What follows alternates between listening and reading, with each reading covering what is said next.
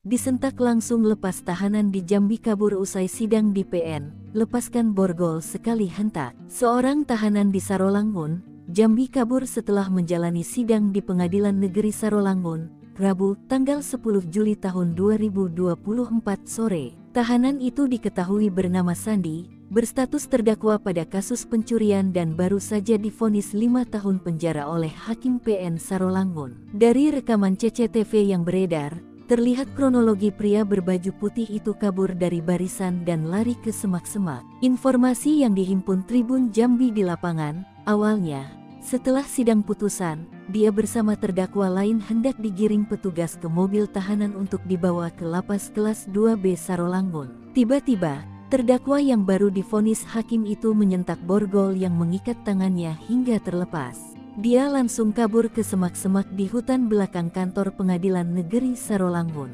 Polisi, petugas Kejaksaan Negeri Sarolangun dan petugas Pengadilan Negeri Sarolangun berupaya melakukan pencarian dan mengejar. Namun, rupanya, terdakwa bergerak cepat.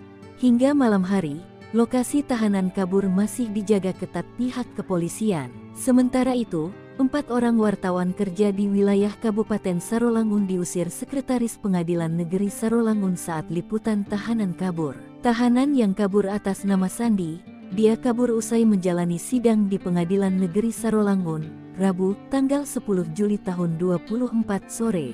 Diketahui, Sekretaris PN Sarolangun Adri Helver Roniarta melarang 4 wartawan mendapatkan informasi dan memberitakan terkait kaburnya tahanan tersebut di lokasi kejadian. Bahkan para wartawan itu diintervensi dan terjadi perdebatan terkait pemberitaan adanya tahanan yang kabur.